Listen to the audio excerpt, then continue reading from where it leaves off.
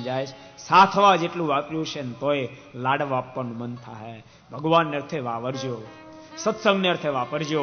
ભગવાનના ભક્તો ક્યારેક દિવ્ય મંદિરો નિર્માણ થતા એને આપજો. અરે ક્યારે કોઈ નિરાધાર ગરીબને માટે વાપરજો. જોજો એકલા માટે વાપરતા નહીં.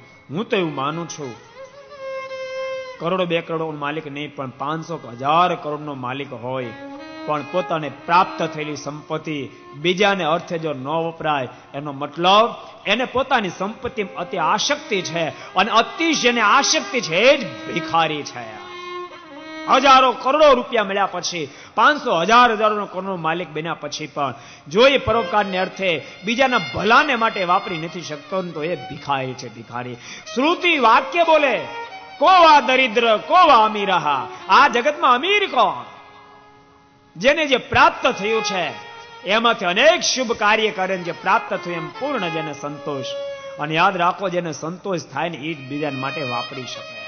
ભૂખ્યો તે ભલામણા બીજાને ખવડાવતા છે, તૃપ્તિની અનુભૂતિ થાય બીજાને આપે.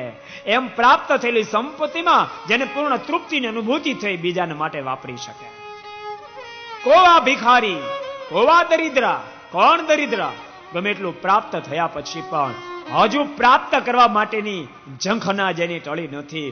પ્રાપ્ત થયેલી સંપત્તિમાંથી ક્યારે પણ કોઈનું હૈયું ઠારી શકતો નથી, ક્યારે પણ શુભ કાર્ય કરી શકતો નથી.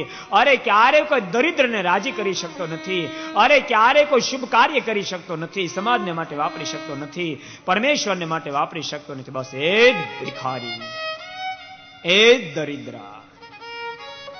માટે જેને અમીરાય ભોગવ્યું હોય, ભગવાનના ભક્તો તમે એવું નહીં માનતા સંપત્તિ પ્રાપ્ત થાય પછી જ આપી શકાય, એમ નથી. યાદ રાખજો, દિલ હોય એ દાન કરી શકે. લખો એને લખજો, દિલ હોય એ દાન કરી શકે. પોતાની પાસે પ્રાપ્ત થાય પછી આપી શકાય એ વાત ભૂલી જાઓ. પેલા સાહિત્યકાર નથી કહેતા, એક બિચારો ભિખારી 3 દાડાનો ભૂખ્યો. એક મોટા નગર શેઠ, મોટી ભવ્ય દુકાન, એને જોતા મનમાં થયું કે અહીંયા મારો સંકલ્પ પૂરો થશે. અને બિચારો ભીખ માગતો ઉભો રહ્યો. શેઠ 3 દાડાનો ભૂખ્યો, કાંઈક આપો. હાલતો થા, હાલતો થા. અરે શેઠ પણ પેટમાં બળતરા બહુ થાય, કાંઈક તો આપો. કીધું ને હાલતો થા. 3જી વાર બેલા ભિખારી કીધું, પણ શેઠ કાંઈક તો આપો. કીધું ને હાલતો થા. અત્યારના પરમાં દિવસ બગાડવા આવ્યો. અને એ વખતે ભિખારીના મોઢામાં શબ્દ નીકળ્યા, શેઠ બીજું કાંઈ ન આપો તો કાંઈ નહીં, એક ચપટી ધૂળ તો આપો, માટી તો આપો. અને ત્યારે શેઠ કે તું હું ધૂળને કરીશ? તો હું તો ધૂળ કે માટીને કાંઈ નહીં કરું, પણ કમસે કમ તમને લાંબો હાથ કરવાની આદત તો પડશે.